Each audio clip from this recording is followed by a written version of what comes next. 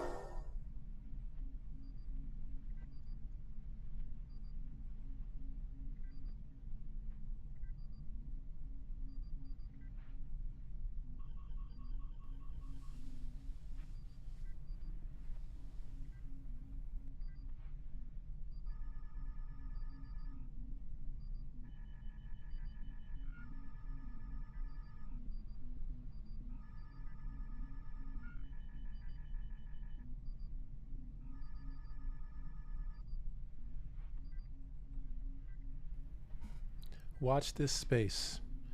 This is the journalism through the stars, illuminated from the oil of an olive tree, neither from the Oriental nor the Occidental. Your engagement through a like, share, and subscribe will propel us at warp speed towards the continuation of our mission to truthfully go where no news will have been going before.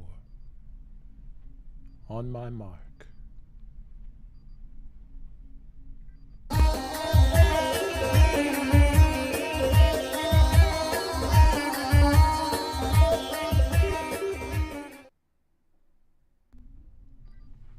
Today's headlines: Uncle Hotep and Seymour Hersh detail Islamic proxy wars. Also, Zelensky canceled in Italy. We'll have details on both in just a moment. Watch this space.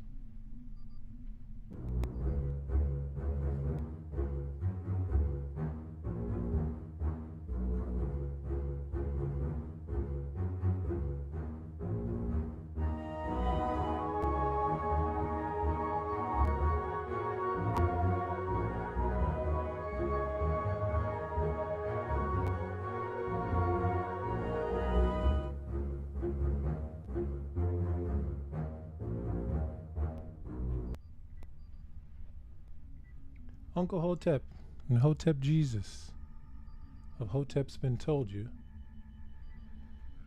give their takes on Islamic proxy wars amidst the backdrop of another Seymour Hersh mainstream media revelation, not unlike his 1980s and 2007 Iran-Contra journalism. Let's take a look. Iran ran ISIS off. Remember that couple of them summers? You saw ISIS videos all over the place. They was running around them Toyota trucks.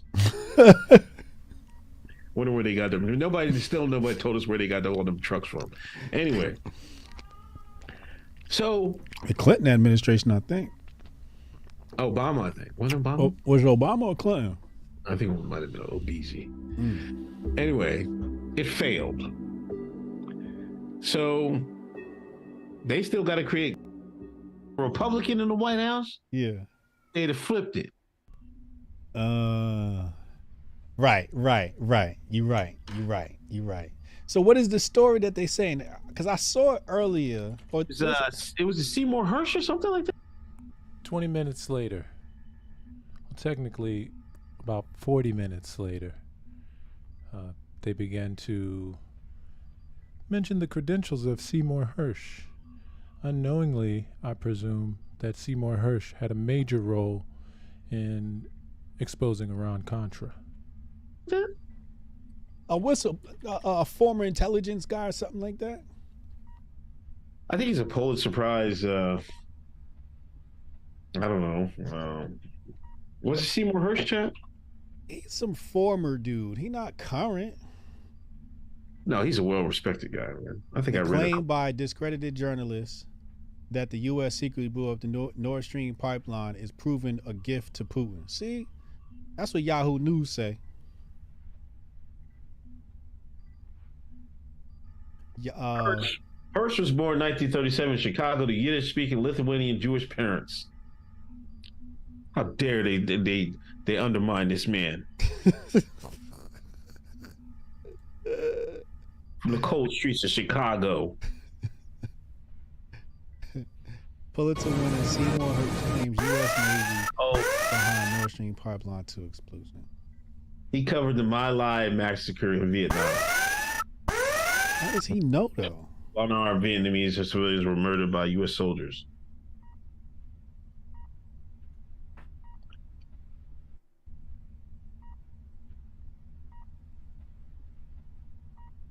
Awards, honors, and associations. Pulitzer Prize, George Polk Award.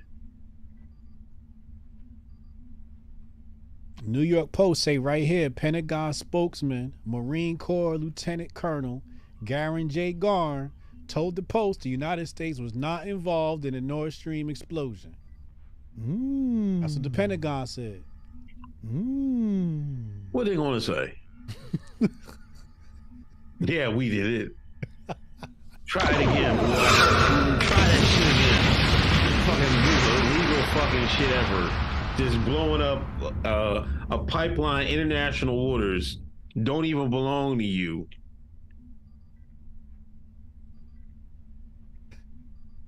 Come on, you know damn well we did it. I don't know that. Who did it? I don't know. I think Seb said Putin did it. For what? Why would you bomb your own pipeline? I gotta go back and listen to my interview with Seb Gorka. I'm going whatever Seb said. The whole notion of logic. You said, why would you bomb your own pipeline? Let's try and unpack that for a second. Let's try and de-emotionalize this for a second. Let's try and intellectualize this for a second. Let's try and rationalize this for a second. Yeah, great questions and great back and forth as well. So the New York Times, see, this is a Seymour Hersh article that he wrote. I think this is, if I'm not mistaken. So I'm not sure of the date with this one, but I think it's actually in the mid-2000s. And there was almost a revival of his reporting on the Iran-Contra episode, which was in the 1980s. And so here's a clip from CNN in 2007. Notice his, what rubs me is his pitting of Islamic sects against one another. Let's listen. Of your article, you have this explosive point in there about John Negroponte, who's now going to be the Deputy Secretary of State, as opposed to the head of U.S. intelligence. You write this: I was subsequently told by the two government consultants and the former senior intelligence official that the echoes of Iran-Contra were a factor in Negroponte's decision to resign from the National Intelligence Directorship and accept the position of Deputy Secretary of State. Explain what you were hearing, Because that's obviously a very explosive charge. Yes, it's probably the single most explosive, if you will, or depressing or distressing sort of thing I discovered in the last few months, which is simply this. This administration has made a policy change, a decision that they are going to put all the pressure they can on the Shiites. That is the Shiite regime in Iran, the Shiite, and they're also doing everything they can to stop Hezbollah, which is Shiite, the Hezbollah organization from getting any control or any more of a political foothold in Lebanon. So they essentially, I quote, I saw Nasrallah, the head of Hezbollah, and he described it this way as fitna, the Arab word for civil war. As far as he is concerned, we are interested in recreating what's happening in Iraq and Lebanon, that is Sunni versus Shia. And in looking into that story, and I saw him in December, I found this, that we have been pumping money, a great deal of money, without congressional authority, without any congressional oversight. Prince Bandar of Saudi Arabia is putting up some of this money for covert operations in many areas of the Middle East where we think that we want to stop the Shiite spread or the Shiite influence. They call it the Shiite crescent. And a lot of this money, and I can't tell you with absolute assurance how exactly, when and how, but this money has gotten into the hands, among other places in Lebanon, into the hands of at least three jihadist groups. There's three Sunni jihadist groups whose main claim to fame inside Lebanon right now is that they are very tough. These are people who are connected to Al-Qaeda who want to take on Hezbollah. So this government, at the minimum, we may not directly be filing money to them, but we certainly know that these groups exist. My government, which arrests Al-Qaeda every place it can find them and sends some of them are in Guantanamo and other places, is sitting back while the Lebanese government we support, the government of Prime Minister Seymour, is providing arms and sustenance to jihadist groups whose sole function seems to me, and to the people that talk to me in our government, to be there in case there's a real shoot-em-up with Hezbollah and we really get into some sort of serious major conflict between the Sunni government and Hezbollah, which is largely Shia, who are basically, as you know, there's a coalition headed by Hezbollah that's challenging the government right now. Demonstrations, sit-ins, there's been some violence. So America, my country, without telling Congress, using funds not appropriated, I don't know where, but my sources believe much of the money obviously came from Iraq, where there's all kinds of piles of loose money, pools of cash that could be used for covert operations. All of this should be investigated by Congress, by the way, and I trust it will be. In my talking to members there, they're very upset that they know nothing about this. They have great many suspicions. We are simply in a situation where this president is really taking his notion of executive privilege to the absolute limit here, running covert operations, using money that was not authorized by Congress, supporting groups indirectly that are involved with the same people that did 9/11. And we should be arresting these people rather than looking the other way. And your bottom line, your bottom line is that Negroponte was aware of this, obviously, and he wanted to distance himself from it. That's why he decided to give up the job at the state. Also, was not in tune with Cheney. There was a lot of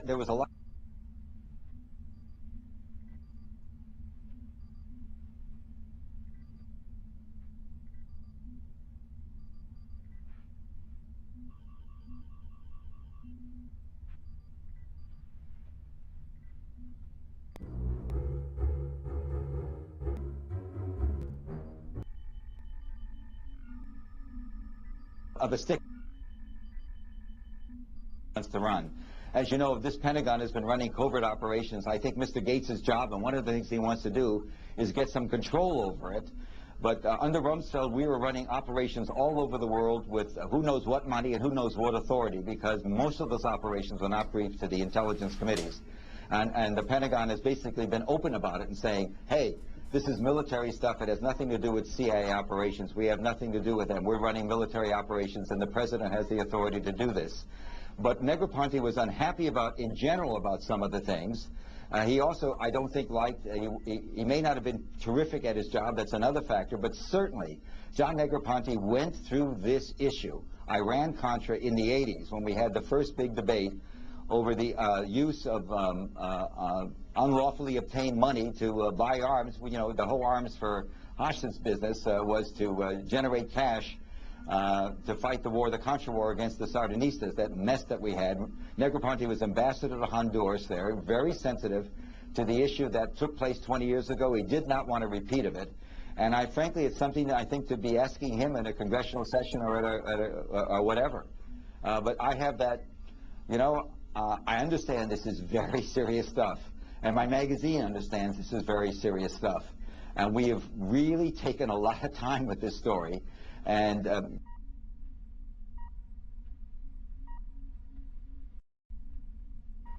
yeah, so very salient point by Hotep, by Uncle Hotep particularly. Let's go back and listen one more time and get their full take on it.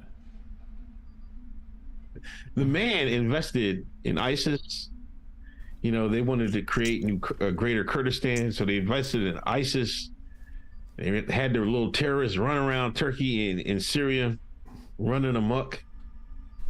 Then Vlad came in, saved Assad's ass with Iran, ran ISIS off. Remember that couple of them summers? You saw ISIS videos all over the place. They was running around them Toyota trucks. Wonder where they got them. Nobody told us where they got all them trucks from. Anyway. So the Clinton administration, I think. Obama, I think. Was it Obama? Was it Obama or Clinton? I think it might have been Obese. Anyway, it failed. Yeah, and in fact, you could say it was Obama, but it was actually, it was actually the administration before that, and even before that, and before that one, three before that one. So before 2007 with the Bush, and the Clintons and the Bush before that, and then Reagan. And I mean, some people say that there were issues in the late 70s as well. So you could, but the idea of funding these proxy wars and in a sense having them fight one another. Here's some more detail on that as well. Well, before we do that, let's let them finish their take. So they still got to create greater Kurdistan. Them pipelines got to be, them oil gas lines still got to be run. What do you do? By guy on the horn, it's like, yo, fire with the weather machine. What is this nothing you talk about? Yo, this is a plot from, matter of fact, anybody's watched G.I. Joe, I swear to you, there was a episode or a series of episodes where Cobra Command had a weather machine. What is this nothing? What is this nothing? What is this nothing you talk about? They would cause all types of shit. I swear to God. Is anybody? Am I on to something? Cobra weather machine. That's why we can't bring this nigga on Fox News. He coming over here with G.I. Joe takes and shit like that. What is this nothing you talk about? This nigga conspiracy theories is backed up by cartoons. Dude, that's the facts, man. Come on, son. That's how they break the shit, man. That's how they break the shit. You know what I mean? Because, when G.I. Joe came out, you have to understand, G.I. Joe was what, 80s? Early 80s? 90s? 80s, 90s, yep. Late 80s, early 90s. They went in Iraq twice. Yeah. So you had to have that military cartoons so that generation of kids, when they grow up, they want to be in what? In the military. Don't come with them G.I. Joe takes. Man, the white man been playing that shit for years. G.I. Joe was part of the plot, bro. Yo, if you check my yearbook, that shit say I wanted to be military. From watching G.I. Joe. Top Gun made me want to be a pilot. See? I damn sure wanted to go to war. And my daddy was military too. Yeah, I definitely wanted to be military. I was ready. The Weather Dominator. Hold on. Let me read it to you. Designed by brilliant weapons master Destro, Cobra came into possession of one of the most feared, most powerful weapons ever created. The Weather Dominator controlled the raw strength of nature itself, allowing Destro to play God with the planet's very climates. The cannon is like a 20-foot long with a gunner seat and Cobra hood over the head. I think I remember that episode. Magnifying its range, reach any place on Earth. It turned the most arid deserts to freezing environment, caused powerful storms, tornadoes, lightning, etc. The Weather Dominator. Yeah, I remember that. Like, I'm not saying like they can just create an earthquake out of thin air, but I think, or a hurricane out of thin air. The whole But notion of they have the logic. conditions, I think they can exasperate it. You know what I mean? Yeah. That's what I think. Well, let's back up your claims here. We got Okay. a couple of stories here. I'll bring them up on the screen. It says right here, Turkey slams West for security warnings harming tourism. February 2nd, 2023. U.S. issues another warning of possible terrorist attacks in Turkey. All right, this is January 30th, 2023. Then, February 4th, U.S. warns Turkey on exports seen to boost Russia's war effort. So it looks like Turkey's exports are helping Russia in the midst of the Ukraine-Russia war. Then, Turkey slams Western countries for closing consulates over security reasons.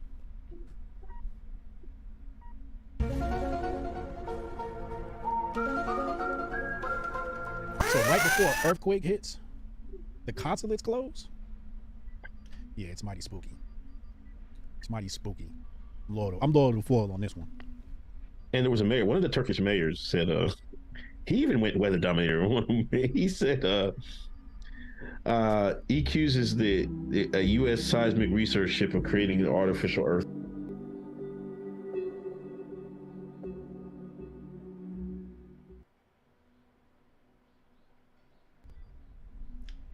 Yeah, and here's some writings that I found interesting related to this idea of proxy war, and particularly Seymour Hersh's writing on that. So this is a summary. This is at Worldview, WHIRLED view, like world news without the spin. This is from worldview.typepad.com. And this is a summation of the 2007 article by Seymour Hersh entitled The Redirection. It's written in the New Yorker. So here goes. The administration's current preoccupation with undermining Iran and Syria has public and clandestine aspects. The clandestine aspect has been kept secret by leaving the execution or funding to the Saudis, or by finding other ways to keep Congress in the dark. This also includes tapping into some of the billions of dollars of black greenbacks accounted for in Iraq as a result of the budgetary chaos there. I guess the language has changed, now there's different ways of categorizing the money, but that's the term they used, I guess, then.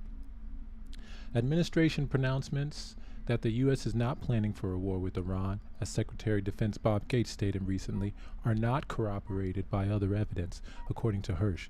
Current and former U.S. intelligence and military officials say that American military and special operations teams have escalated their activities in Iran to gather intelligence and have crossed the border in pursuit of Iranian operatives from Iraq. And there's more.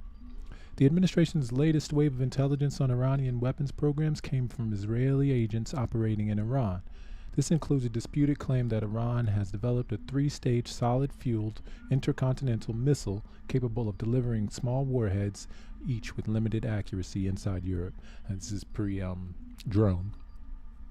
The Pentagon is continuing intensive planning for a possible bombing attack on Iran, and the Special Pentagon Planning Group, uncannily like the special planning group that ushered in the Iraq invasion, has been set up in the offices of the Joint Chiefs of Staff to create a contingency bombing plan that can be implemented upon presidential order within 24 hours.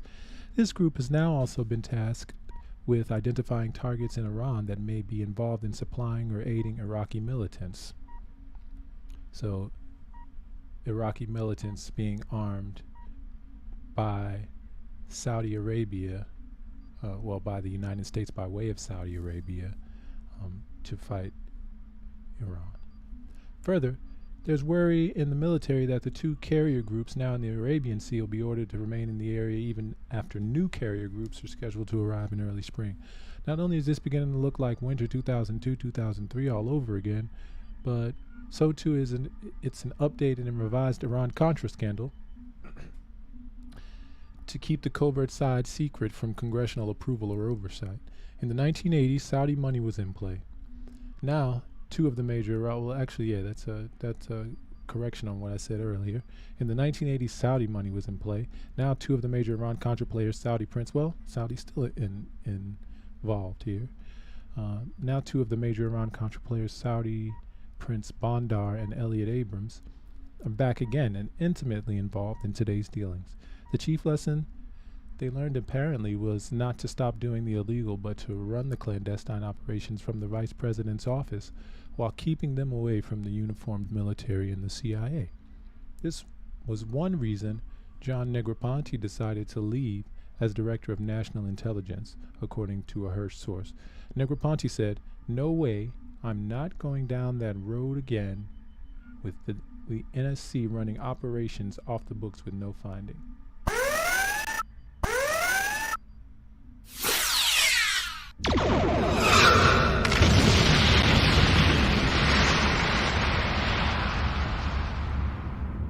Negroponte had problems with this Rube Goldberg policy contraption for fixing the Middle East, even though he shared the White House's policy goals. Personal note, if this is correct, it corroborates with my knowledge of Negroponte the year I worked for him as Cultural Affairs Officer when he was ambassador to the Philippines. Remember the adage, once burned, twice shy? Or the adage? You know, this is, this sentence here, well, I was thinking while I was reading it, you know, it gives credence to the writer. And finally, well, I think that's about it, because he begins to ponder, or he begins to pontificate on it himself.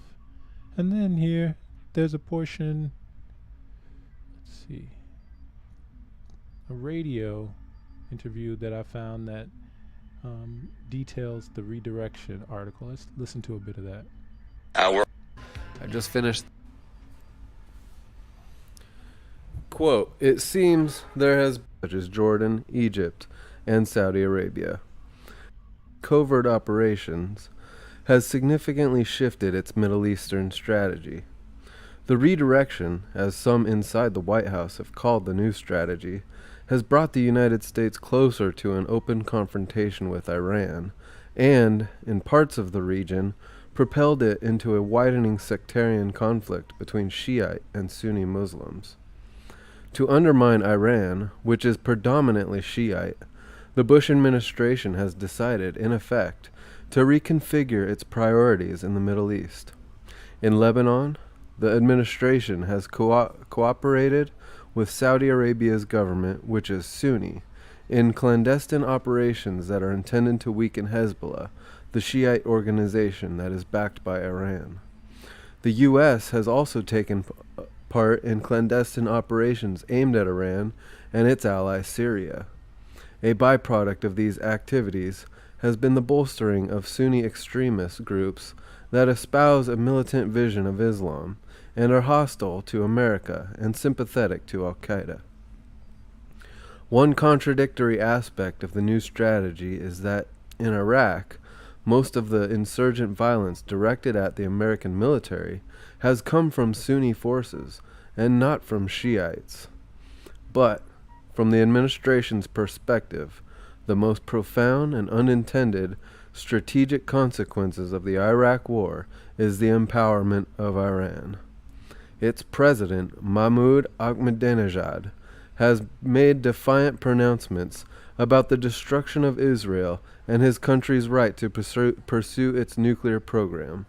And last week, its supreme religious leader, Ayatollah Ali Khamenei, said on state television that realities in the region show that the arrogant front headed by the U.S. and its allies will be the principal loser in the region. After the revolution of 1979 brought a religious government to power, the United States broke with Iran and cultivated closer relations with the leaders of Sunni Arab states such as Jordan, Egypt, and Saudi Arabia. That calculation became more complex after the September 11th attacks, especially with regard to the Saudis. Al-Qaeda is Sunni, and many of its operatives came from extremist religious circles inside Saudi Arabia.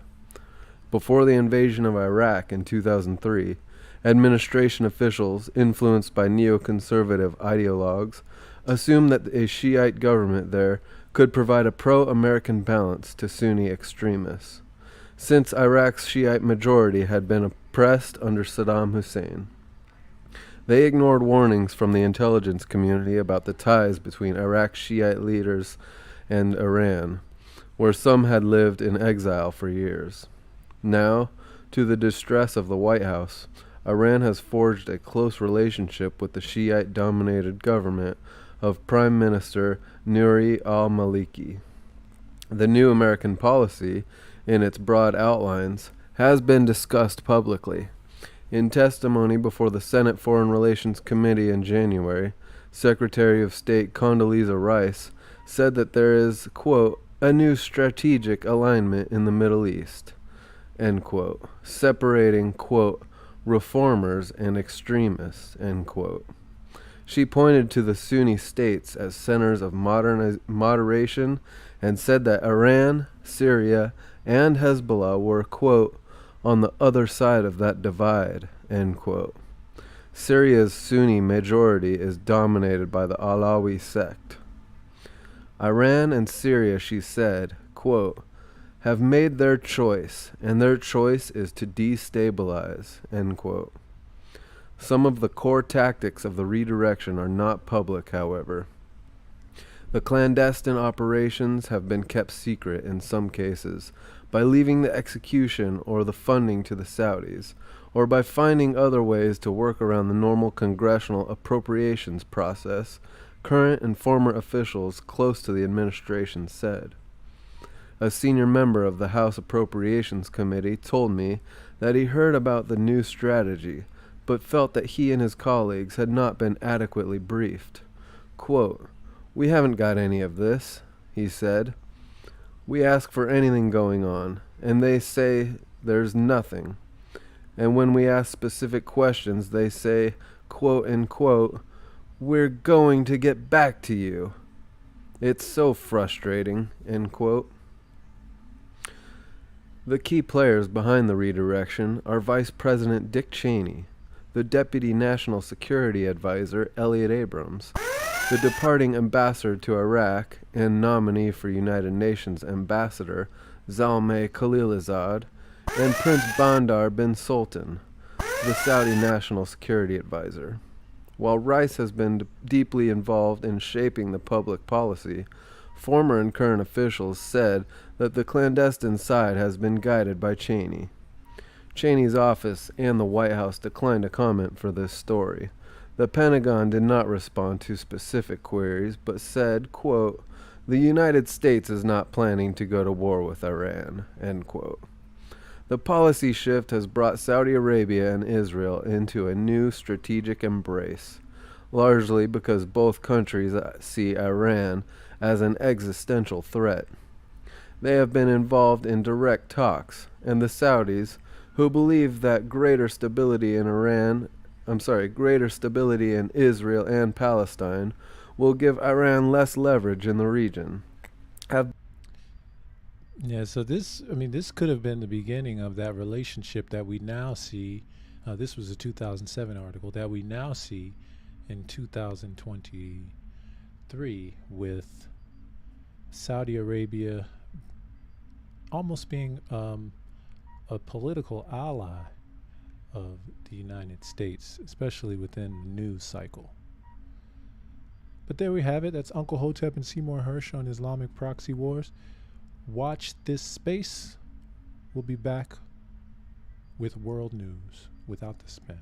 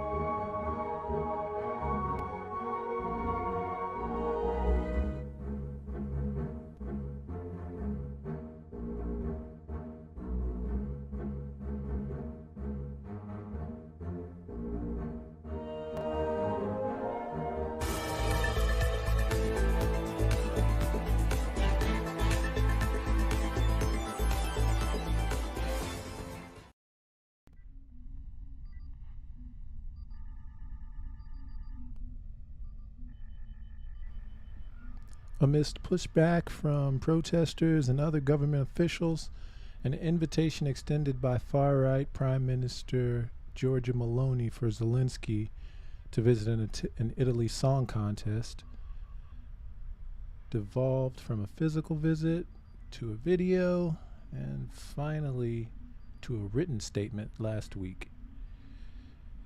Here's an article from Wanted in Rome. Zelensky to send letter, not a video, to Italy's San Remo song contest. More comes following row over video appearance. A planned video appearance by Ukrainian President Volodymyr Zelensky at Italy's top music festival San Remo has been withdrawn following criticism from Italian politicians, the state broadcaster RAI confirmed on Monday. Zelensky will instead send a written message which will be read out by San Remo presenter Amadeus on the final night of the festival being held from 7 to 11 February. The development was confirmed by RAI Primetime Entertainment Director Stefano Coletta, who said the broadcaster has been in daily contact with Ukraine's Deputy Foreign Minister Andriy Melnik. The controversy arose after a number of prominent Italian politicians objected, for varying reasons, to Zelensky appearing via video at Italy's biggest showbiz event of the year. San Remo host Amadeus said he found the idea of reading Zelensky's letter very romantic, adding, "We only asked that it be already translated into Italian." That was a joke, I'm sure. And this is from TASS.com. Hundreds rally in San Remo against Zelensky's address to musical festival. Demonstrators, including representatives of almost 20 public associations, rallied against the bellicose policy of NATO and Rome concerning the Ukraine conflict. San Remo, Italy, February 11. Several hundred protesters have taken to the streets of the Italian city of San Remo to rally against the speech of Ukrainian President Vladimir Zelensky at the San Remo's musical festival's final, due to be held at the Ariston Theater on Saturday night. TASS reported from the site. Demonstrators, including representatives of almost 20 public associations, rallied against the bellicose policy of NATO and Rome concerning the Ukraine conflict. Most Italians do not share the government's choice to support the Kiev regime. Nevertheless, Zelensky will be allowed to send his message to the San Remo festival, with which he will beg for more weapons in order to commit his crimes and drag the world into a new world conflict, a representative of the Free Piazza of Genoa Association told the TASS correspondent.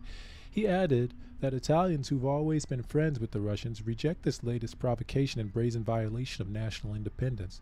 This is why Italians will be protesting in San Remo, Rome, Genoa, and other cities against the government and against any form of military support of the war that NATO has unleashed against the Russian Federation and all the countries that do not obey with the alliance's will. The United Italy Party, which cooperates with the United Russia Party, also took part in the rally. Since last summer, its founder, Amedeo Avondet, has been organizing actions in support of Russia across Italy, included in Rome, Milan, Bergamo, and Bologna. Alongside United Italy, another political movement called Front of Disagreement took to the streets, holding a large banner saying, "No to Zelensky in San Remo, no to Ukraine in NATO." Since the summer of 2022, rallies in support of Russia and against anti-Russian sentiment, including in the Italian media, have been held across Italy. So there's I'm not sure if it's balanced as it is true to the population of Italy, but it is a take that shows two different sides. And here's one more.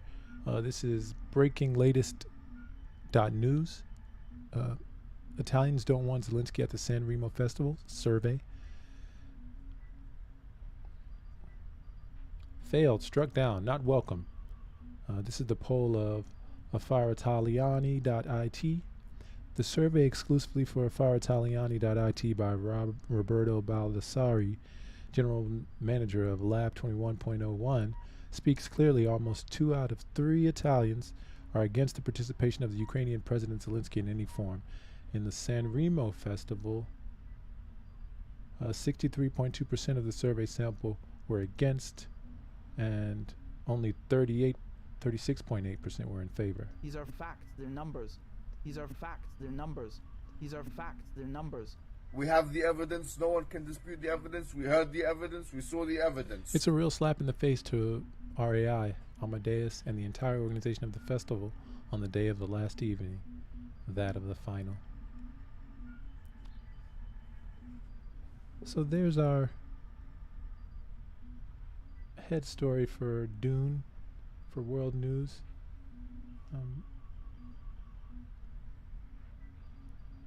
Watch this space, as we say here. Oh, and we do want to remind you, as always, I myself am finding it something that's on my mind quite frequently, that your engagement, through a like, share, and a subscribe, will propel us at warp speed towards the continuation of our mission to truthfully go where no news will have been going before. So watch this space. We'll be back with a bit more news.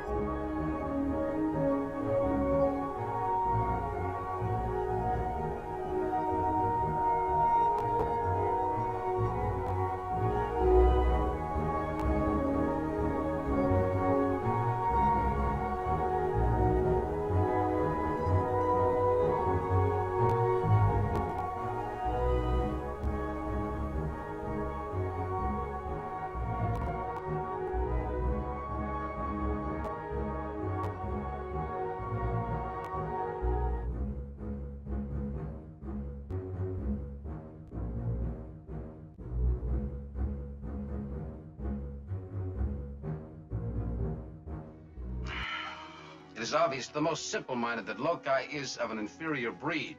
The obvious visual evidence, Commissioner, is that he is of the same breed as yourself. Are you blind, Commander Spock? Oh, look at me. I thought you scientists were supposed to keep an open mind. There's a difference between keeping an open mind and believing something because you want it to be true. Your friend Spock is a logical man.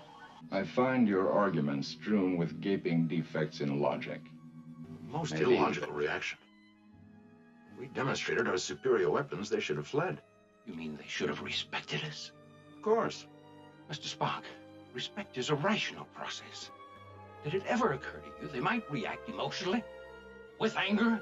Doctor, I'm not responsible for their unpredictability. You do not think like the others. There are no colors to your patterns of logic. There's only black and white. Logical, unemotional, completely pragmatic. And we poor, irrational humans whip them in a fair fight. Now you'll find yourself back among us illogical humans again. Which I find eminently satisfactory, Doctor.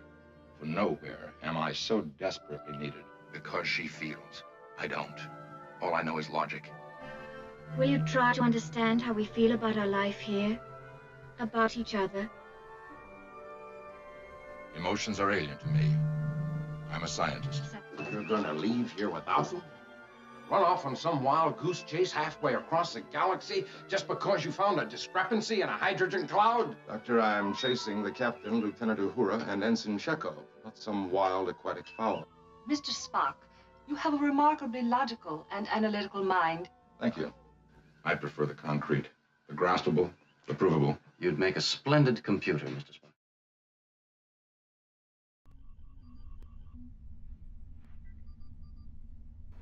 Your engagement through like, share, and subscribe propels us at warp speed towards the continuation of our mission to truthfully go where no news will have been going before.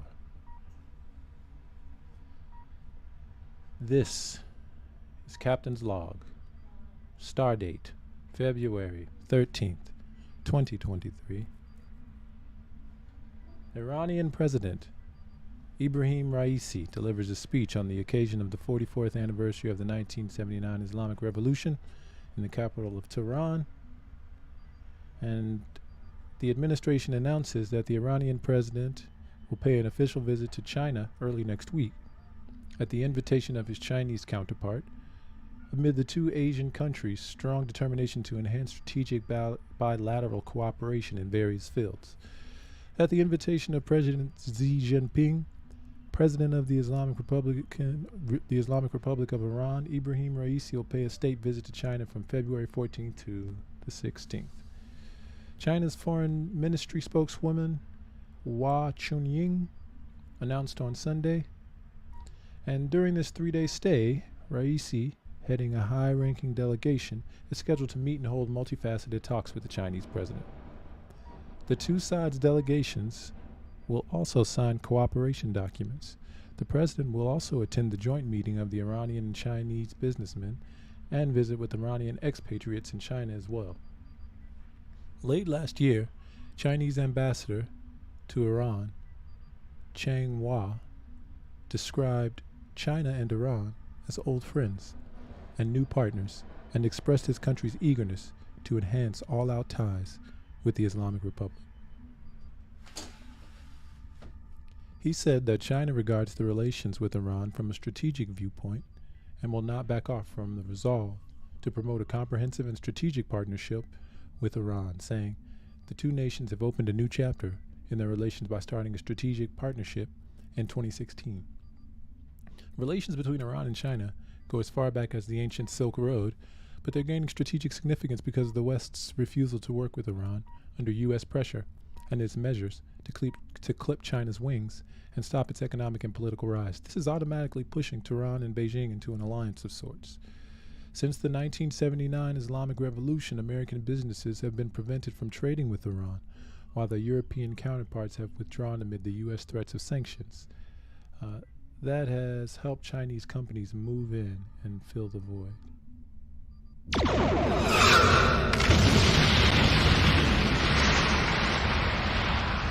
Yeah, so we mentioned, and we were thinking about the 80s and the Iran-Contra, the implementation of the Iran-Contra, and the 1970 Islamic Revolution was almost a reaction to the 1955 CIA coup of Mossadegh in Iran. So, yeah, the timeline is kind of has been explicated in a way today. 55, Mossadegh is overturned by CIA. 79, Islamic Revolution. 80s, Iran-Contra, and 90s Gulf War. 2000s, more of the same, according to Seymour Hersh and Uncle Hotep. And as a result, Iran and China have forged a unique partnership. It's almost impossible or not easily viable with any other country. China is still Iran's biggest oil client, despite Washington's bid to bring Tehran's exports down to zero. Iran's rail sector had become a magnet for rail engineering and rolling stock firms from all over the world before U.S. sanctions in 2018 forced them to withdraw. The pullout left the Chinese with a less contested business terrain. China's close involvement in the build-out of Iran's manufacturing infrastructure is seen entirely in line with its mammoth One Belt, One Road initiative. Iran and China signed a landmark 25-year comprehensive strategic partnership agreement in March 2021 in defiance of unilateral sanctions by Washington. The deal officially documents the Sino-Iranian Comprehensive Strategic Partnership that had been announced during a visit by the Chinese president to Tehran in 2016. It sets the outlines of cooperation in political, cultural, security, defense, regional, and international domains for the next 25 years.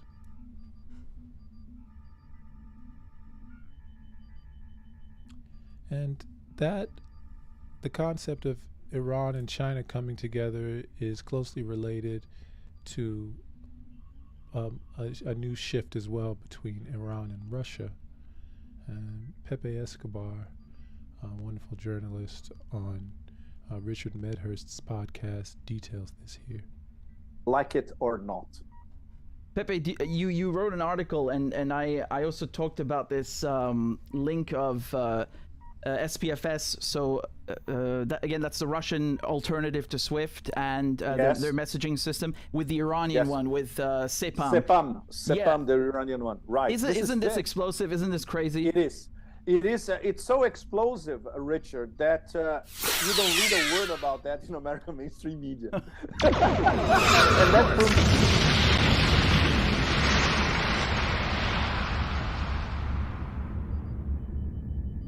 How explosive it is. This is the equivalent of blowing up Nord Stream 1 and 2, you know, in terms of alternative payments.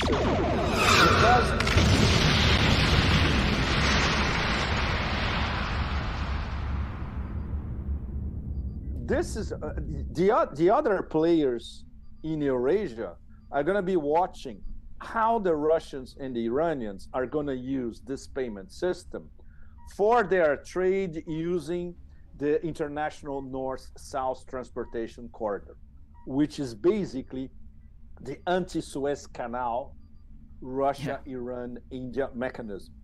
Extremely, it's so serious, once again, that I'll have to go back to it. You don't read a line about that in American mainstream media. And you don't expect CNN to do a story about the international north-south transportation corridor, you know. And this is fantastic because now the Russians and the Iranians are investing on both sides. And like, share, subscribe. You know, make sure that you disseminate this information to others. Very important. And there are constructs and powers that would rather us not know this. And I think it's important that we be open to, you know, all forms of knowledge. The Russians are upgrading the port of Astrakhan, for instance, which is going to be their main Caspian hub to connect to Iran via the Caspian. The Iranians are upgrading their ports as well. They are upgrading railroads in Russia and in Iran, connecting with south of Iran, Persian Gulf, Arabian Gulf of Oman, and then Arabian Sea, and then connecting to Mumbai in India. And the Indians are looking at that, of course. They have already their base, their port base in Iran, which is the port of Chabahar. And then because the Indians will be thinking in exporting to Iran, exporting to Russia, but also exporting to Central Asia, to Afghanistan and Central Asia, via the port of Chabahar. So you have, for instance, a cargo ship coming from Mumbai. He docks at Chabahar. So he has merchandise that can stay in India, or stay in Iran, I'm sorry, can go to Russia, can go via highway to Afghanistan, and then to other nations in Central Asia. So India has its mini new Silk Road towards Central Asia via Iran. So everybody in this transportation corridor gets something out of it. Yeah. It's a win-win-win-win-win situation for everybody. Now, for Russia, of course, because it's much easier for them to export to Iran and to India via the Indian Ocean. For Iran, obviously, because they'll be exporting north towards Russia, and then some other European nations, Eastern European nations as well, and also to India and South Asia. They can export to Bangladesh via India as well, even Pakistan. And Pakistan, of course, they will have to use Pakistani ports. That's another story. And this is an integration of the international north-south transportation corridor, the new Silk Roads, the Chinese, basically Belt and Road, the Chinese new Silk Roads in Iran, because they are not going to India, but they're going to Iran. And of course, they go through Russia, but they are under sanctions. So that decomplicates the Chinese as well, because the Chinese can even use the same thing. They can export via their maritime Silk Road to Iran, and then Iran distributes the merchandise via the Caspian to Russia and Russian satellites as well. So everybody's going to be profiting from this corridor. And that's why the payment system is important, because it's the first balloon. If it works in 1 year, other nations and other traders in the region are going to start using the same payment system, bypassing the U.S. dollar. Of course, not Dubai. Of course, Dubai is still SWIFT territory, and Dubai is still empire territory. So that's a completely different story. It is, yeah. But I think it's incredible, because before we saw this kind of this merger of Mir with Union Pay, and then Iran was interested in it. Turkey expanded Mir payment, and then also Venezuela is interested in it. And this is really another step in that direction of uniting all of them. I think it's incredible. Another step, Richard. Fascinated when I was in Uzbekistan, in the heartland of the Silk Road in summer, and every ATM accepted Union Pay and Mir cards. How fucking cool is that? You are in the middle of a road going to Samarkand. You go to an ATM and he accepts local Uzbek cards, Mir cards from Russia, and Union Pay from China. That's crazy. So you can see the new Silk Roads in your face. Wow. Payment system already working, for instance, Russian tourists visiting Uzbekistan in summer, no problem. They had their Mir cards. It's like they were in Russia. Same thing with there were not many Chinese, of course, because of COVID. But the few Chinese that they were traveling, they could use Union Pay everywhere. And soon we're going to see this all across Eurasia. We're gonna see it hopefully this year, if not this year, but next year. In Iran, you'll be able to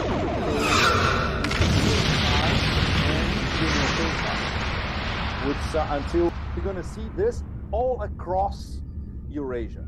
We're gonna see it hopefully this year, if not this year, but next year. In Iran, you'll be able to pay with Mir cards and Union Pay cards, which until recently in Iran, of course, because you cannot use Visa and MasterCard, in Iran, you couldn't use any card at all. Now it's a completely different story. Because and this is part of this integration, and it's part also the new Silk Roads. The Union Pay wants to be in the Iranian market. For them, it's excellent, and they can receive tourists from Iran as well, traveling in China. And in Southeast Asia, of course, Southeast Asia, everywhere you go in Southeast Asia, you can use Union Pay, which was not, to give you an idea, all of you, it was not the case 5 or 6 years ago. Now everywhere you can buy. You want to buy some noodles in a shop in Thailand. You can pay with Union Pay or WeChat. Yeah. You have your WeChat icon. There you go. Great. So. Yeah, just putting that into context, the relationship between non-U.S. aligned countries, non-Western countries, and their financial ongoings and how they're connecting or disconnecting, and how that's affecting the Western countries as well.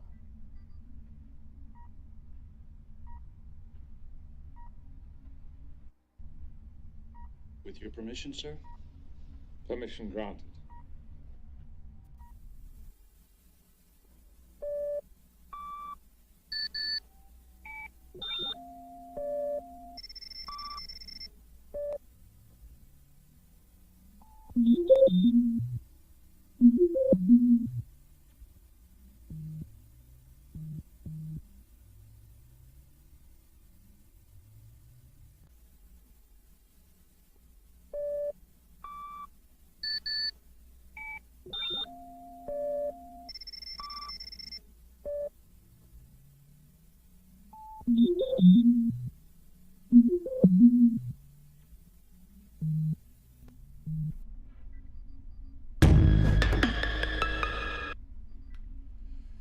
And we also have controversy over German foreign ministers. And the German foreign minister conceded war with Russia was a mistake. Particularly, and her name is Annalena Baerbock. She made an inflammatory statement, I would say, that the EU is at war with Russia. It was a claim that she made, and 1 month after, she has now admitted to her blunder.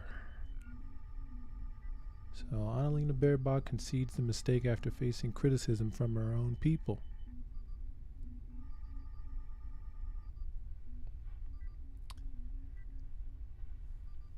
She's a German foreign minister.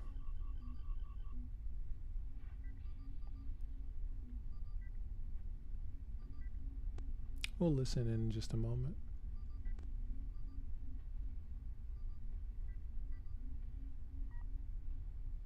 But the most important and the crucial part is that we do it together and that we do not do the blame game in Europe, because we are fighting a war against Russia and not against each other. Thank you.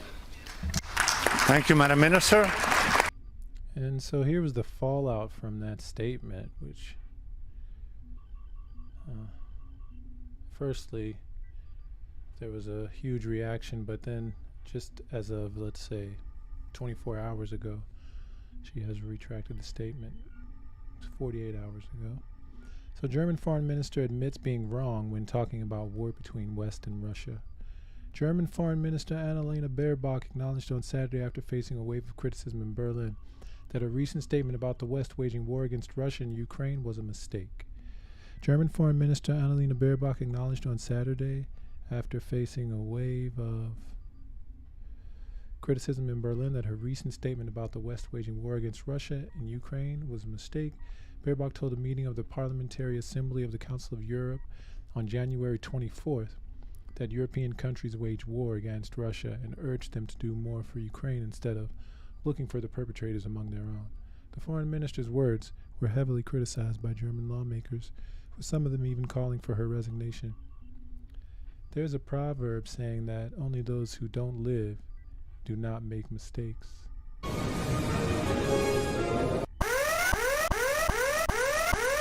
Baerbock told the Tagesspiegel newspaper when commenting on her own controversial statement, "I appreciate that she begins to philosophize,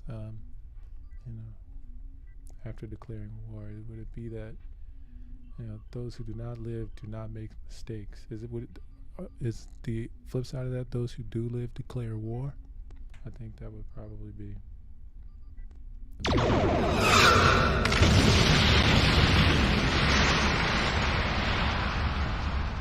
Yeah, let's listen in to Redacted. Germans should heed the warning. And this is on the 25th, so this is the reaction to that immediately after.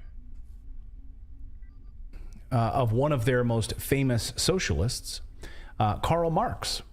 I never thought I would quote Karl Marx here on the show, but maybe Germans should actually pay attention to one of their own. When Karl Marx, who famously said, "History repeats itself, first as a tragedy and second as a farce." Let that sink in for a minute, because I've heard this phrase many, many years.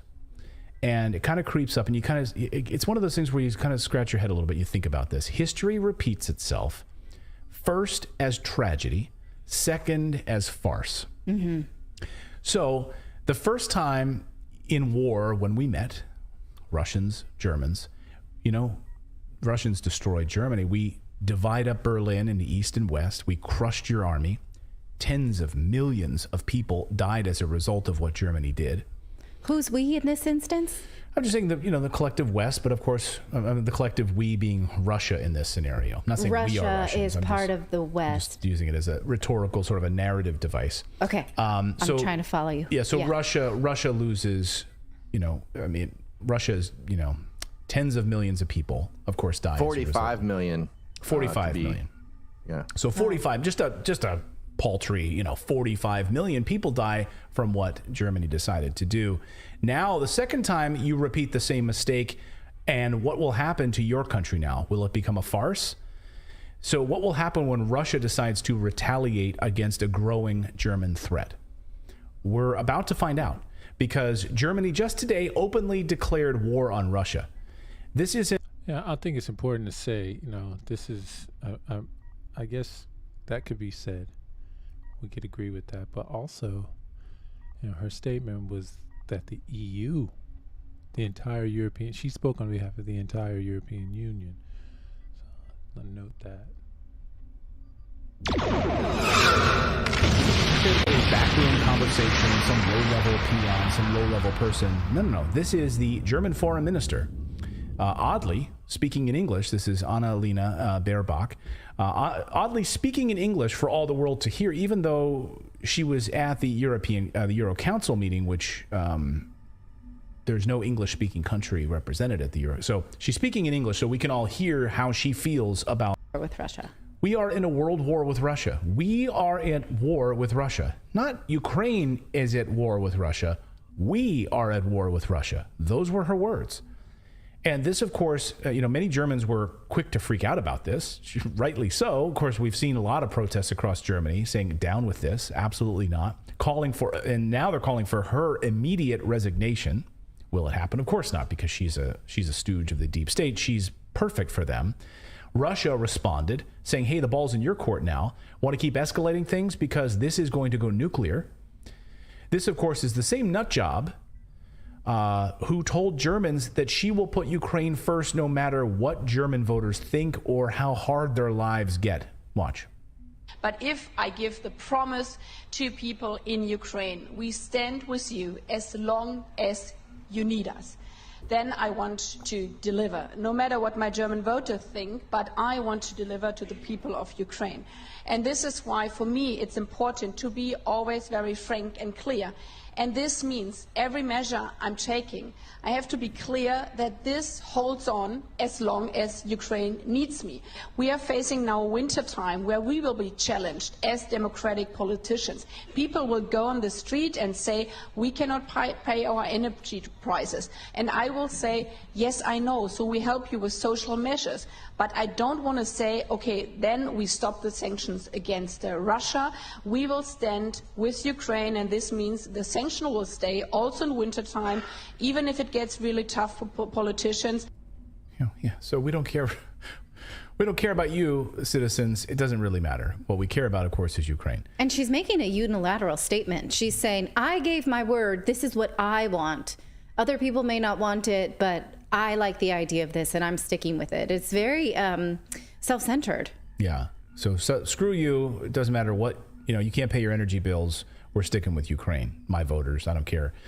So Russia fired back. Of course, Putin's ally, Russian President Medvedev, invites Biden and Schultz to stop the doomsday clock ticking. Germans are outraged by this overall, of course. And here's a German response to this. So here's a German who says she has to immediately step down. It's one thing to support an allied country, which I guess is already a stretch of the term, but how could one be that irresponsible when choosing one's words? The most important thing to do is avoid a direct conflict, not to embrace it. German politician Briahnna Harder-Kunel says this. Posted this, and the translation is, what Baerbock expresses here is a de facto war to Russia.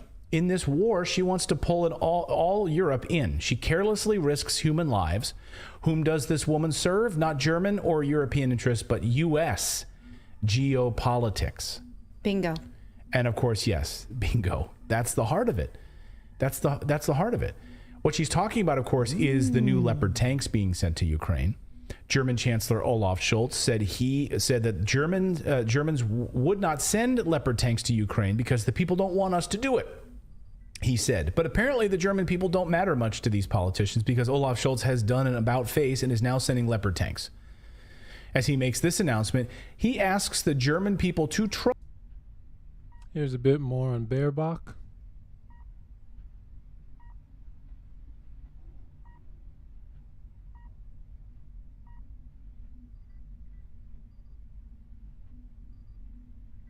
At Moscow Institute of International Relations. All right, gentlemen, crosstalk rules in effect. That means you can jump in anytime you want, and I always appreciate it. Let's go to Martin J. in Marrakesh. What do you think of the foreign minister's words? Because she's gotten a lot of pushback for it, and it's called a gaffe, but we all know a gaffe is when someone tells the truth. It's not when they make a mistake. So she knew exactly what. And just note, this is January 30th. What she was doing. I would even go further, is that she may be making a play to become chancellor to push out Scholz. Anyway, Martin, your thoughts? Yeah, maybe. I mean, I think it's really interesting that Germany is so confused about the war. It just jumps from one camp to another. It started, if you remember, Scholz being very defiant and saying he wouldn't get involved, and sent a couple of containers of helmets to the Ukrainian army, which we all mocked and made fun of on the internet. But it does say a lot about Western democracy when a minister who just speaks the truth basically gets shot down. Forgive the metaphor, and people are asking for her to resign. I think that says an awful lot about where we are today with the truth and fiction. I always say the American war machine, or the American war business, because it is a business, wherever it goes in the world, it always has three doctrines: oversimplification, polarization, and disinformation. And I think the story now about Germany and the war, and this whole story about tanks, which is emerging, really fits this narrative completely. I think we're in a position now where it seems to me that the war of attrition that we've spoken about for so many days on this program is over. It seems to me that Western elites, particularly European governments, are almost pleading with their electorates, look, give us 6 more months. That's all we need. We just need 6 more months, because, the media have been thrown this bone with a lot of meat on it. Tanks, it's a great subject. The war has died down a bit because of the winter, so journalists need raw material to get their teeth into. We're going to see a lot of tank stories in the press in the next couple of months, and the media is going to obsess over the subject of this war is all about tanks. It's a single subject. Yeah, thus the clip before coming out of the Baerbock story into the tank story. It's a silver bullet. 6 months ago it was artillery, and now it's tanks. But I think tanks and the initiative from Germany, finally Scholz, who gave in, he's so weak. It's unbelievable how pathetic he is. Don't compare him to Hitler. Hitler was a strong leader. Scholz is completely weak. He's totally the opposite. But I think this story about tanks just raises the level higher from the height that you fall. What will we do? What will those elites do with the people who vote for them in 6 months' time when the tanks story isn't working for them, and they're being blown up, and people are starting to ask really questions. Well, how much are these tanks costing? Because in the UK now, pensioners are dying in their apartments. They're actually dying from hypothermia because they haven't got the money to put it into the gas meter, to heat themselves. And I think this is really part of the panic now that's setting in. We can't believe two stories. On the one hand, we were told that Western governments backing the Ukrainian forces were basically winning. Look at this ground that they've taken. But now, even Biden has been pulled into the tanks.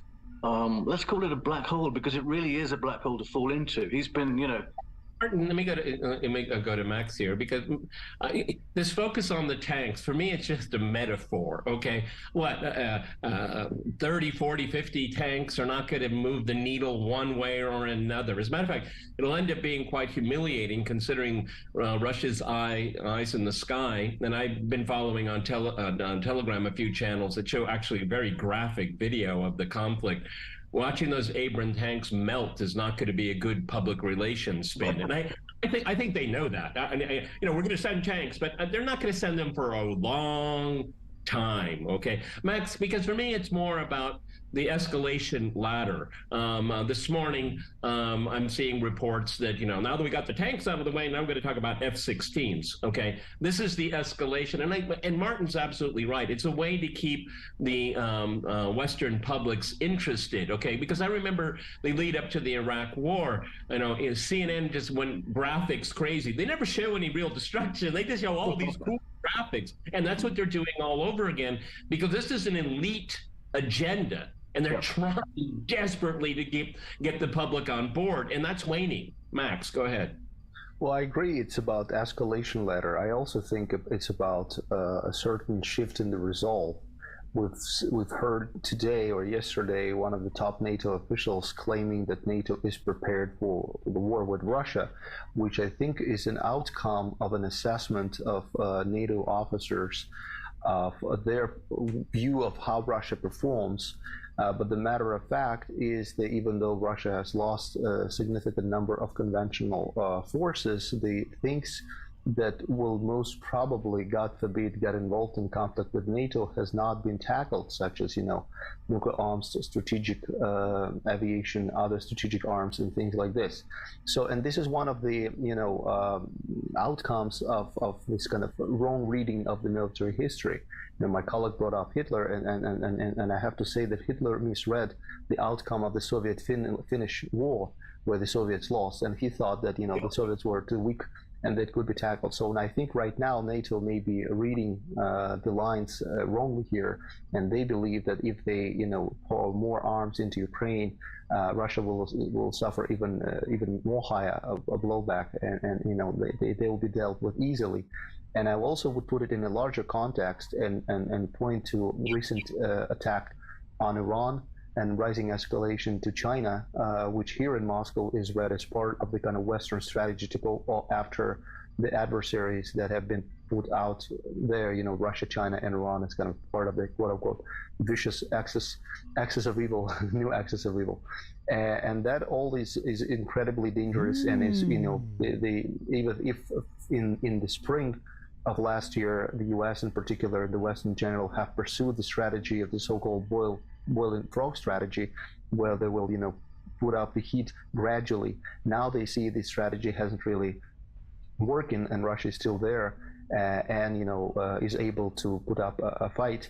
And they're, I think, in dire need, because, as my colleague mentioned correctly, in my view, the war of attrition has not really bore any positive fruit for the Western elites. So they're escalating much more quicker than they used to, with the tanks, with aviation and stuff, which unfortunately I think brings us even closer to the brink of a larger escalation and a much bigger war.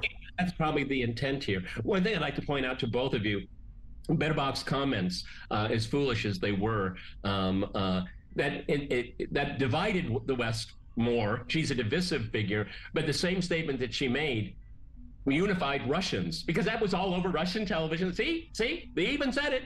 They're at war with us. Okay, we didn't want to go to war with them, but they're at war with us. I mean, it's really quite amazing how a slip of the tongue, so-called, can be used in a very different way, which nobody in Western media has even deigned to even comment on. Martin, okay. Another thing here. I mean, I just said, this escalation ladder. The problem with NATO and its mindset. I don't know what military thinkers they really have, because NATO's entire existence, it was most effective when it didn't do anything. That was our childhood, Martin. Okay, they didn't do anything; they were just there. Okay, but they crushed Serbia through air power. Serbia had no air power to respond. Okay, I don't even need to talk about the adventures in the Middle East. Goat herders with Kalashnikovs. Russia is not a go-getter with a Kalashnikov, okay? It has eyes in the sky, very sophisticated aviation and aeronautics, okay? NATO's never confronted this before because they never expected that they would, but they, through their own inability to think strategically about the Eurasian landmass, they've found themselves in this. This, again, is just more loose talk. I can't imagine they want to send F-16s to have them shot down. How many F-16s were shot down in Afghanistan? How many F-16s were shot down in Iraq? They will be shot down over Ukraine. Martin. Yeah, and they're pretty expensive as well. And that's another issue that we should look at, is that the money cannot continue. It just can't go on forever. You know, F-16s are what, 60 million a pop? You know, you can't sort of just write them off like that. It's interesting that you draw up this unsavory parallel with goat herders and AKs. It makes me think of Idlib a few years ago, where the Turkish army used Leopard 2 tanks in a particular town and got surprised by the unwashed jihadists with their rusty AKs, who managed to blow up 10 of them. So it's an indication, and NATO should probably learn from that experience, that these tanks are very capable and they're very advanced. And I think if we just look at the bullet points on paper, they seem to be better than the Russian tanks. However, Ukraine is massive, and we know from the Idlib experience that these tanks won't operate very well in urban environments. So you're only looking at the countryside. Does that mean that then Russia focuses the war exclusively on the cities, and the Ukraine will then have to be forced to make the decision, do we send the tanks into these cities and risk huge losses? I think the tank story is a bit of a fantasy, and a lot of fake news has come with it. And I think NATO really, you talk about NATO and its role, and NATO really is about fake news. And I don't know how long that narrative can continue before people start, getting a bit tired of it. Well, that's the whole point. I mean, is that I've always said this, is that it's just the propaganda arm of U.S. foreign policy in Europe, okay? And then they began to believe their own propaganda about themselves. Russia wouldn't take on NATO. Oh my God! You told them they were at war with them. And let me go to Maxime here. I mean, from the Russian perspective, I mean, there's it's a military alliance, but what is it really made of? I mean, everybody's cobbling together these little outdated tanks, or the Belgians sell things that don't work for them, so let's give it to Ukraine. I mean, it's so embarrassing, considering their highfalutin rhetoric all the time based on values. But it's not backed up by much, is it? Go ahead, Matt. Well, I think what another story that I think is overlooked right now in the West is that the Russian reading of this pressure over Germany to supply tanks is very much put in the context of kind of Anglo-Saxon geopolitics that has always pursued the idea to drive a wedge between the Germans and Russia in Europe, and you see the American discourse and narrative on this on the need for the Germany to supply tanks to Ukraine, where on the one hand Americans are criticizing Germany for its impotence. They're saying, the German soldier is a civilian in a uniform, and Germany has been so lazy staying under the American umbrella, so they have to learn how to take care of their own security. And on the other hand, what they're doing is exactly linking Germany to U.S. military umbrella to an even greater extent. Max, I have to jump in here. We're going to go to a short break, and after that short break, we'll continue our discussion on some real news. Stay with us. Security interests are, and they're getting away with it. They're actually succeeding. It's really quite amazing. I don't know how that's good for European security, which I doubt it is. Go ahead, Martin. I don't know what's good for European security, but when we look at we go back to the beginning of the Ukraine war, what was, I think, prolifically worrying for many Western leaders was the rise of Germany's ability to rearm itself. The idea that Germany rearms itself to protect Europe is kind of hilarious if you think about it, and that's what, Schultz took that precedent. He took that moment to take advantage of the situation in the Ukraine war to rearm Germany for the first time. And I think that's quite worrying in its own. But what's also worrying, I agree with you, if I could just interrupt here. I mean, I've spent time in Germany during my entire adult life, many times. Very interesting country. I don't. Where are they going to get the soldiers? Nobody wants to join the military. It's just not. Unless they get immigrants, which is something that could be very possible. I've always found it really interesting how Germany wants to have like Moldova in NATO, because they'll be the troops for NATO. Germans don't want to do it. French don't want to do it. Italians don't want to do it. Okay. Yeah, and also, don't forget, the umbrella of Germany being under the umbrella of the United States. Go ahead. I'm sorry to interrupt. Go ahead. You've also got to remember that the whole tank story is a logistical nightmare. I mean, you know, I'm reading that the Ukrainians reckon that a soldier's going to be trained in 10 weeks. This guy is definitely, let me catch his name really quickly, because Martin J, I'm going to have to say, McGreevy.org, if he doesn't have some affiliation with the military-industrial complex, then that means he's totally subversive towards it and fighting against it. But in some way, he has a direct relationship to the military-industrial complex, that's for sure.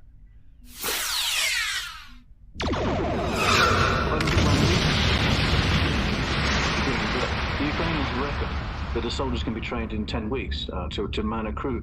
Even if that's true, I mean, the Americans always talk about a 20-week program for the Abrams, but even if it's true, you know, what sort of chance are they going to stand as being completely wet behind the ears going to battle against the experienced tank commanders on the Russian side? You know, so I think the tanks is a fake news story, and I think we're going to see more of that. But what's worrying is Germany rearming itself, NATO being put in this position where the next really big decision that NATO will have to make a decision on is the most worrying one, which scares the hell out of me, which is that how do we crank this war up to the next level and keep the momentum going, keep media on our side, keep voters on our side?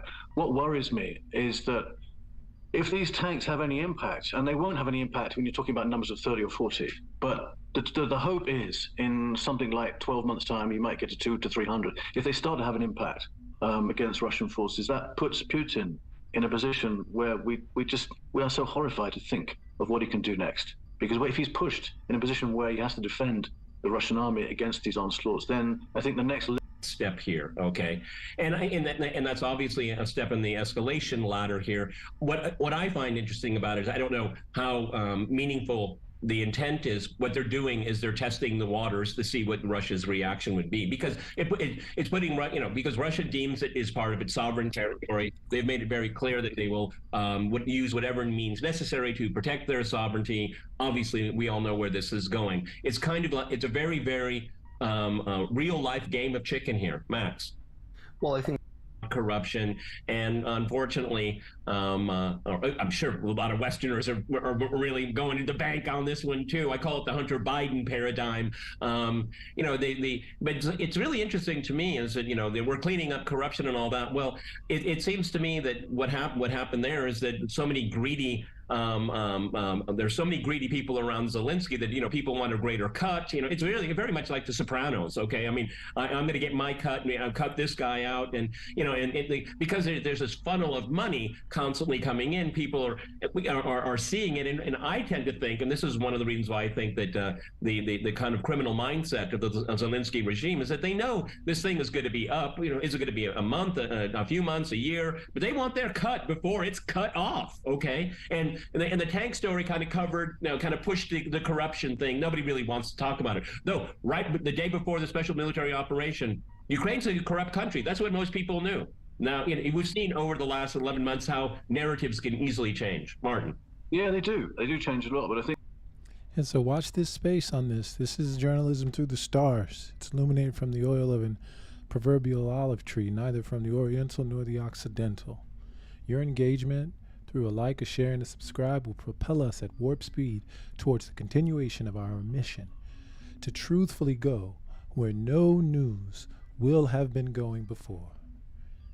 And with that, let's take a look at this story by Briahnna Joy Gray of The Hill regarding the Twitter files and the author being slammed for bias reporting and for his search methodology. Let's detail. What's on your radar, Bree? Well, Robbie, from the first thread, the importance of the Twitter files has been clear to anyone paying attention. The first release, reported by independent journalist Matt Taibbi, detailed requests from powerful politicians and celebrities to delete tweets and have Twitter impose their censorious whims. And a pattern of requests from the Biden team were highlighted as especially pernicious.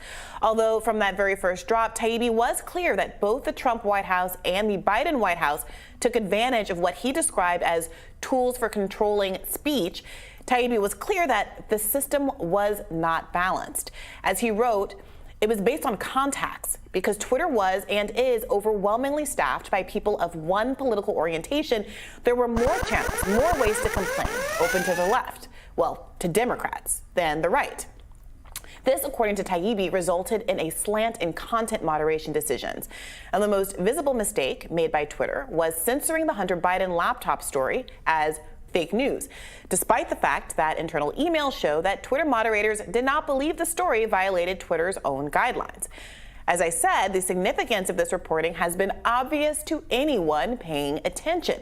Not only was it a newsworthy story involving a presidential candidate's family suppressed in the lead up to a general election, additional Twitter file reporting revealed the following: that Twitter quietly assisted the Pentagon's covert PSYOP operations, that the pharmaceutical industry lobbied Twitter to shape content around vaccine policy, and that secret shadow banning of subversive accounts was rampant. But despite the newsworthiness of this reporting, many in mainstream media either ignored the Twitter files, dismissing it as a nothing burger, or they made ad hominem attacks against the journalists involved in an effort to undermine the relevance of their reporting. The reason for this political deflection seems obvious. As Matt Taibbi put it, the clear slant he observed in his review of the Twitter files was distinctly to the left. Liberals, inconvenienced by the revelation, simply had no interest in covering them. And they wonder why confidence in and viewership of liberal media is on the decline. Now, while I disagree with the calculated liberal disinterest in the Twitter files, I have had some concerns about the methodology used in the searches. The posture of the disclosure by Elon Musk is unique here.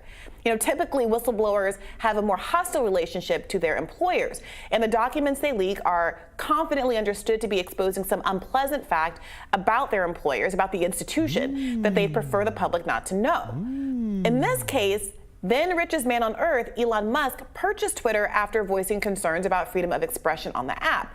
He then used his position as CEO to make internal documents available to journalists of his choosing, and as the process went on, other journalists recommended to him by those journalists he had initially selected. Emotionalize this for a second. Let's try and intellectualize this for a second. Let's try and rationalize this for a second. So he has an obvious interest in exposing the wrongdoing of his predecessors.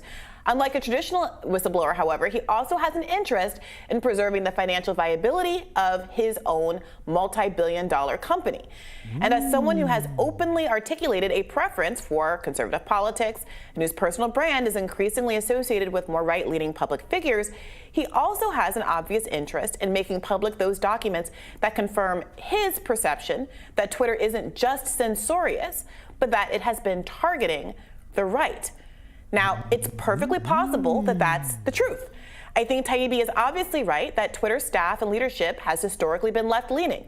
And the obvious malfeasance with respect to the Hunter Biden laptop story seems to confirm that Twitter's biggest mistake was one that disadvantaged conservatives. And again, that's no nothing burger. At the same time, as a leftist, I have been curious whether the journalists have been as interested in running searches on the documents that might confirm what many on the left, who have been as or more antagonistic to the Democratic Party as Trump or Republicans, have felt. That Twitter is biased against all anti-establishment figures, including leftists. When asked, Taibbi, who identifies as left-leaning and in the past supported figures like Bernie Sanders, he said he honestly hasn't come across much in the way of left censorship. But a pattern of deplatforming and shadow banning of left figures that all of us have observed made it hard for many in the online left community to believe that. After all, it was Bernie supporters who were targeted by Hillary Clinton's Correct the Record troll farms that were funded to the tune of $1 million. They since became the K-Hive troll. Both right and left anti-war activists have been... Well, let's pause for a second on that.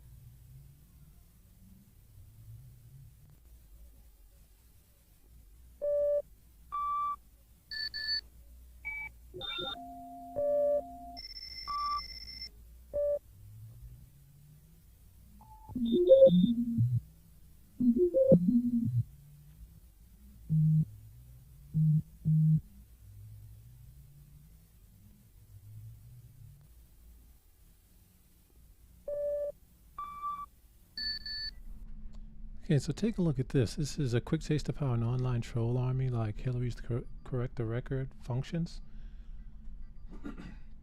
We told you last month that Hillary, this is from May 17th, 2016. Let's see how this holds up in today's world, post COVID internet engagement. We told you last month that Hillary Clinton's super PAC Correct the Record, under the guidance of political hatchet man David Brock, was spending $1 million on an army of Twitter trolls. We got a taste of the digital stormtroopers in action when at least a couple of them colluded to get Bernie Sanders' Facebook pages shut down. But that may or may not have been an independent action, and it never represented the true tactics of the group called Barrier Breakers 2016, which would undoubtedly be far subtler and more insidious. This is so extremely like non-scientific and like quantitative. It's like, define subtle, especially relative to other subtle things, like far subtler, more insidious. You know, these are degrees that are subjective. Now, thanks to a keen-eyed Reddit user on the Sanders for President subreddit, we can pinpoint one of the nasty, shrewd tactics that are far more likely to, Paste Magazine this is, that are far more likely to fly under the radar. The Redditor in question noticed a very specific phrase that had been repeated twice by different users, which you can see in this image, the anti-Hillary hyperbole on S4P. The two elements we see here can only exist in tandem. The claim that anti-Hillary hyperbole on S4P is often unreal, and the insistence that the poster is a Sanders supporter, lending legitimacy to the complaint. Well, maybe Sanders supporters agree on something. It's the word-for-word language, of course. I mean, it's just for a sec. Can we for a sec? Let's try and unpack that for a second. Let's try and de-emotionalize this for a second. Let's try and intellectualize this for a second. Let's try and rationalize this for a second. The whole notion of logic. Thank you, Mr. Peterson. It's the word-for-word language, of course, that indicates concerned trolling on an organized level, rather than just the individual hand-wringing each user is trying to convey. As a follow-up, the Reddit user ran a Google search for those specific words, and the results are either funny or horrifying, depending on your perspective. What were the results? The trolling will likely become less sloppy and less identifiable as time goes on, but it's this kind of strategy that muddies the digital waters and makes it hard to trust any source, which when you're the candidate with far less representation on the internet might be exactly what you want. Now, even further than that, who's to say, and maybe I'm wrong, is trolling in some way innately untrue? I don't know, maybe we should continue to think about that. swarmed by pro-Ukraine Nazi-affiliated NATO trolls who made memes, including the N-word and cotton fields, that filled my mentions for days after I interviewed and disagreed with a pro-intervention guest on my podcast. And given the left's understanding of how power works, that there is a bipartisan... Yeah, so, I mean, essentially they're not trolls, right? They're just people, they're groups, they're sects that have disagreements with the powers that are in the position to label them trolls. And corporate consensus that weaponizes its power to extract wealth from the working class and thwart populist movements at any cost. I felt suspicious that the coverage was so one-sided. And given my experience conducting document review processes as a corporate lawyer for 6 years, I was also more skeptical about the document disclosure process than the journalists involved in the Twitter files seemed to be. You see, one of the key tasks corporate lawyers engage in, at least junior associates like myself, was to comb through thousands and thousands of documents that might expose your client legally. You are required to turn over documents in the context of a lawsuit that are responsive to specific document requests made by your opposing counsel. There are some exceptions to what you have to disclose, including privileged communications between clients and their attorneys. But much of the litigation process is consumed with debates over what each side can fairly request and whether they can exclude other kinds of documents. For example, can we exclude various date ranges, or can we exclude personal emails? Can you filter out emails that include a personal email like a Gmail address? Or is there a case to be made that because a client sometimes emailed things to their Gmail, you can't actually exclude all personal email? Is the client searching their entire document database? Were files deleted in anticipation of litigation? I mean, there's a whole industry built up around document forensics to ensure that corporations don't lose legal loopholes to withhold documents that could provide evidence of their own wrongdoing. So, when I hear the Twitter Files journalists say that they're confident they were able to search everything because the search results they requested were returned to them very quickly, too quickly to say filter out inconvenient documents, I gotta say it strikes me as somewhat naive. On a recent episode of my podcast, even attorney Glenn Greenwald expressed some hesitation about the process, saying that he probably would not have felt totally comfortable, to be honest, with the way the Twitter files were done, because he's not willing to be manipulated by the possibility that people are handpicking what they want him to see or don't want him to see. I probably would not have felt totally comfortable, to be honest, with the way in which it was done. In the sense that they were the guardians of the information, and the only information that you end up getting is information they decide to give you. And I'm not willing to kind of be manipulated by the possibility that people are handpicking what they want me to see or don't want me to see, because that can end up causing me or putting me in the position where I'm unwittingly serving as a spokesperson for an agenda that is not mine. We have the all evidence. Right, so all of can dispute the evidence. We heard the evidence. We saw the evidence. This buildup brings me to the ongoing hearings on the Twitter files. Initiated by Republicans who are now in control of the House, the intent of the hearings was ostensibly to force the public to pay attention to what I agree has been important reporting and to reckon with the liberal bias at play on social media sites. But the hearings took a somewhat different turn. Testimony revealed that the Trump administration routinely asked Twitter to take down posts they objected to, including a tweet from way too online model Chrissy Teigen, in which she called Trump, well, I'll just play the clip for you. On September 8th, 2019, at 11:11 p.m., Donald Trump heckled two celebrities on Twitter, John Legend and his wife Chrissy Teigen, and referred to them as the musician John Legend and his filthy-mouthed wife, unquote. Ms. Teigen responded to that email at 12:17 a.m., and according to notes from a conversation with you, Ms. Navaroli's counsel, your counsel, the White House almost immediately thereafter contacted Twitter to demand the tweet be taken down. Is that accurate? Thank you for the question. In my role, I was not responsible for receiving any sort of request from the government. However, what I was privy to was my supervisors letting us know that we had received something along those lines or something of a request. In that particular instance, I do remember hearing that we had received a request from the White House to make sure that we evaluated this tweet and that they wanted it to come down because it was a derogatory statement directed towards them. They wanted it to come down.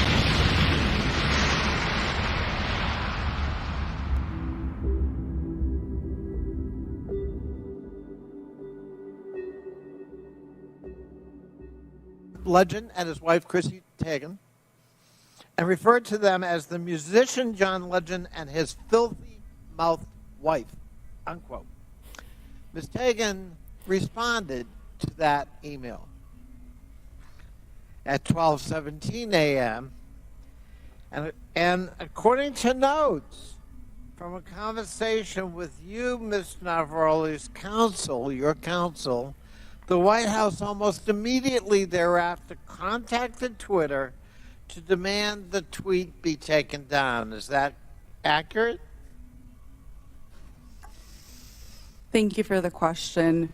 In my role, I was not responsible for receiving any sort of request from the government. However, what I was privy to was my supervisors letting us know that we had received something along those lines or something of a request. In that particular instance, I do remember hearing that we had received a request from the White House to make sure that we evaluated this tweet and that they wanted it to come down because it was a derogatory statement directed towards the president. They wanted it to come down. They made that request. To my recollection, yes. I thought that was an inappropriate action by a government official, let alone the White House. But it wasn't Joe Biden about his son's laptop. It was Donald Trump because he didn't like what Chrissy Teigen had to say about him. Is that correct? Yes, that is correct. My. Yeah, I can't.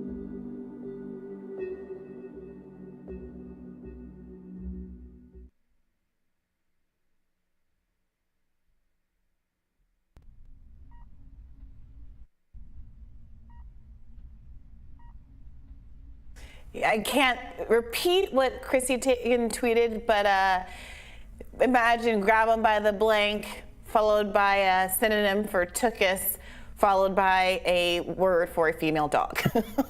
As one former aide to a senior Trump administration official told Rolling Stone, it was strange to see when all of these investigations were announced because it was all about the exact same stuff we had done when Trump was in office. Per the Rolling Stone, in interviews with former Twitter personnel, one-time Trump administration officials, and other people familiar with the matter, each source recalled what could be described as a hotline or tip line or large Twitter database of moderation and removal requests that was frequently pinged by the offices of powerful Democrats and Republicans alike. Now, to be clear, the secret censorship by the government exacted via social media accounts is an issue no matter what party is doing it. I'm not as dismissive as the man in that clip was about how, well, we're harping on the Hunter Biden laptops. The Hunter Biden laptop was important. But it's worth asking whether Twitter Files journalists were sufficiently skeptical of Elon's motives and disclosures, and whether in exposing legitimate truths via their reporting, they were also useful idiots for Elon's own political project. Should they have asked more questions about their access to the files and whether it was truly comprehensive? Lawyers who withhold documents in a legal context often must produce what are called document logs, detailing what is in the documents that they are not disclosing, so the other side has a chance to contest the legitimacy of those non-disclosures. We have the evidence. No one can dispute the evidence. We heard the evidence. We saw the evidence. Any vetting of Elon's document searches or any understanding of what he might have withheld that is inconvenient to the narrative that the Twitter censorship disproportionately hurt the right? Now, Taibbi's response at the congressional hearings has been somewhat flip. He tweeted that there's nothing new here, that in the first Twitter Files dumps, he reported that there have been requests from the Trump White House, and that he showed that agencies like the FBI sent spreadsheets with thousands of names to block at a time. And look, Taibbi's absolutely right. He did disclose that in one of the first tweets in the first Twitter Files thread. But Matt's framing of the Twitter Files has clearly indicated that Twitter influence was disproportionately from the left. And while he reported that the Trump administration has made censorship requests, he didn't really detail those requests at the same level of detail he spent describing the Biden administration's request. Listen to him describe his search methodology and the results here in this clip. A lot of people have been critical of the Twitter files in this project because they think that we're quote unquote cherry picking or showing only one side of things. Just to give you an example of how this worked, like I ran searches for Yoel Roth, the lawyer Stasha Cardile, who it turns out I think it feels like she was running the company. Like everybody seems to be deferring to her, even lawyers technically ahead of her. There was a policy director named Lauren Culbertson. So I picked all the senior officials, and then I ran a search for DNC and RNC, right? On the off chance that there were also requests coming in from the RNC to get rid of stupid pages. And it didn't turn up that. Like what you get from the DNC is just this pile of requests to get rid of mostly really stupid things, like, you know, people saying hey, Republicans, go out and vote on Wednesday or whatever it is, right? Yeah. But you know, occasionally it's something like this where it's legitimately a parody, and they have to take their time out and explain to the DNC that, you know, we don't do that. You know, this is like speech, and they're not understanding that. On the RNC side, I'm not seeing it. Instead, what you see from the RNC are these constant letters saying, we're going to sue you if you keep doing this kind of stuff to us.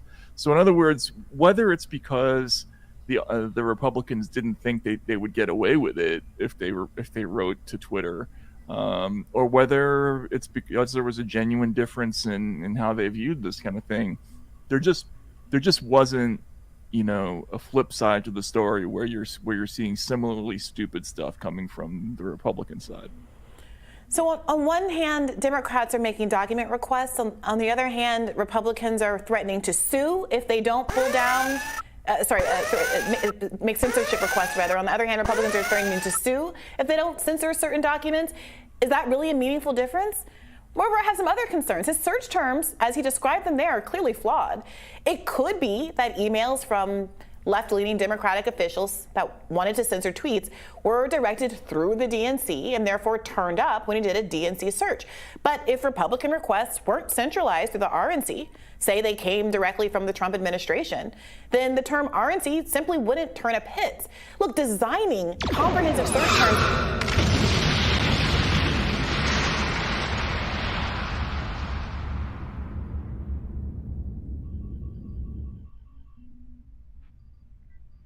designing comprehensive search terms is a legitimately difficult task. It was one that I was paid a significant sum to carry out for years as a corporate lawyer. So I by no means mean to beat up on Matt for perhaps doing so inartfully. But between unsophisticated search criteria and the lack of transparency around what document trove these searches are actually even being applied to in the first place, I think it's somewhat irresponsible to make, at this stage, such strong claims about the political bias that's allegedly proved by the Twitter files. As one Twitter user wrote in response to Matt Taibbi after yesterday's hearings, they gave you some information, held from you a lot of information, then you proceeded as if you had unfettered access and wrote what now seems as a highly subjective account. I think they pulled one on you, to be honest. And in response to criticism that he should have reported on the Teigen request specifically, the Chrissy Teigen request, Taibbi responded, I didn't see it and don't have it. I was, however, told by sources there had been requests from the Trump White House, which I reported even though I didn't have the actual text. Okay, but reporting credulously on just a piece of information fed to you by an obviously self-interested CEO, that's exactly the problem. That's exactly the problem that Glenn Greenwald identified when I asked him whether or not he would be willing to act as one of the Twitter Files journalists and why he expressed some skepticism about his willingness to do so. To be clear, I fully believe it's likely that Twitter has a liberal bias. But I also think the most important part of this story is that the rich and powerful are able to censor the rest of us, regardless of what their political orientation is or what ours is. Unfortunately, it's not clear to me that that's also Elon Musk's priority.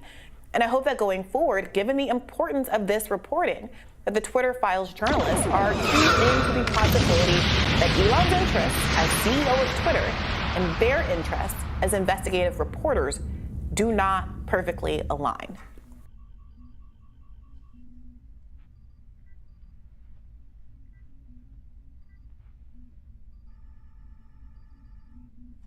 There we have it. And remember, your engagement through a like, a share, and a subscribe will propel us at warp speed towards the continuation of our mission to truthfully go where no news will have been going before.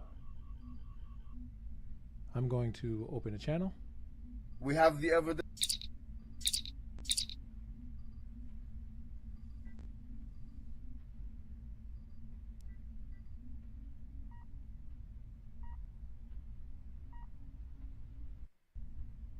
Beam me up, Mr. Spark.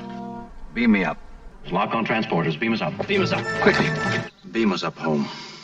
Beam us up. Prepare to beam us up, Mr. Scott. Beam us up, Mr. Scott. Prepare to beam us up. Scott, prepare to beam us up. Have Scotty beam us up. Beam us up. Beam us up. Scotty, beam us up fast. Stand by to beam us up. Scotty, beam me up. Beam me up. Beam us up now! Stand by to beam us up. No need to beam me up, sir. The situation is under control.